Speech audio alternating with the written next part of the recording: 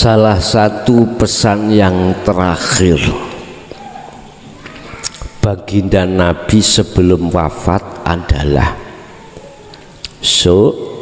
perang yang paling berat yang dihadapi umatku adalah melawan hawa nafsunya sendiri. Yes, ini di garis besar. Besok perang yang paling berat terhadap umatku ketika saat menghadapi hawa nafsunya sendiri.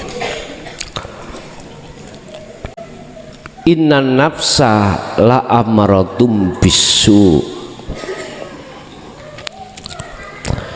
Genderang peperangan nafsu itu mengajak si ruh itu melalaikan Allah. Dalam segi apapun dilalaikan. Lalai dari Allah yang bagaimana? Lali sak temene yang berkuasa iku ku Allah. Lali. Sehingga bermuncullah iman di dalam dada kita terkait yang penguasa itu selain kunya Allah, termasuk ku diri sendiri.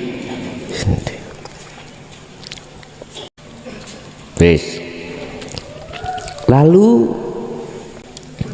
ketika kita lihat di lapangan, memang kekhawatiran Rasulullah pada saat itu terjadi sekarang. Banyak di antara umat manusia dikalahkan nafsunya sendiri, akhirnya arwah ruh akeh iku mang sama-sama memuja, menghambakan diri terhadap nafsunya sendiri. Itu.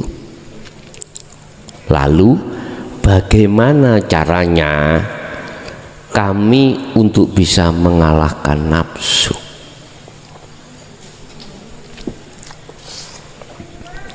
Di dalam setiap diri manusia itu ada namanya sifat basariyah. Di dalam sifat basariyah kita temukan namanya nafsu nafsiyah dengan amarah. Di dalam diri kita juga ada namanya sifat basiroh.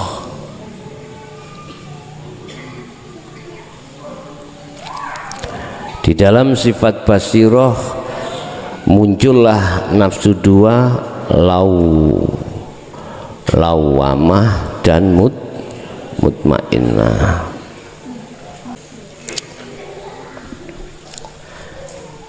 Sifat basariyah ini akan selalu mengajak kita dan mendorong ruh itu berbuat memungsuhi Allah dengan cara bercinta dengan selain Allah. Di dalam sifat basirah justru sebaliknya, mengajak ruh itu hanya bercinta, memuja hanya pada Allah. Oleh karena ruh hanya dididik tentang ilmu syariah, membahas basyariah saja, basirah tidak didatangkan. Bagaimana mungkin ruh itu akan mengikuti sifat basariyah, sifat basirah? Gak mungkin. Bagaimana mungkin embek tadi ya, mulai kecil kita bimbing, kita celuk mbek, terus suatu saat kita panggil Cak Dul, dia mengikuti kita? Gak mungkin. Sedangkan sifat basariyah dan basiroh dalam diri kita setiap saat dan waktu itu tekanan tinggi, perang. Wong nafsiyah iku lemu-lemu, gedot-gedot, fitness pisan. Karena diajari, dikasih makan susu, suplemen. Lah basirah poso terus, kuru kayak datuk Subhanallah. Gak tahu dikai mangan, dikongkon gelut ambek basaria, dipedeng tok ngeten Pak, wis kecepit amboni kelek wis jongor. Artinya bagaimana mungkin ruh akan bisa menyembah Allah dengan benar ketika sholat? Lawang gak dibekali ilmunya basiroh, yaitu hakikat makrifat, enggak. Wis pokoknya gugur kewajiban beres. Nanti kalau ikut jamaah mesti dapat 27 derajat.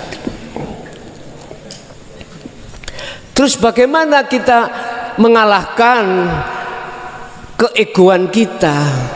Sifat basiroh itu didiken. Yo ke ono mangan, susu, suplemen, tur yo suruh untuk fitness. Nyuruh fitness gak tahu dikai mangan. Ya iso ngelompoh langsung brut naik. Laksana seperti itu. Oke, apa makanannya basiroh, sifat basiroh dalam diri kita? Itulah hakikat ajaran dinul haq itu. Yes. Ketika ilmunya sudah selesai, makanya mengapa ada istilah mujahadatun nafsi, merangi keakuan diri. Jenengan diperintahkan laku kholwat, laku uzlah. Hal ini tertuang di dalam surah Al-Baqarah ayat 256. Wa may yakfur bitaghut wa yu'min billah, barang siapa meninggalkan cintanya hati pada Allah selain Allah, wa yu'min billah, maka dia akan bercinta hanya pada Allah, akhirnya dijadikan kekasih.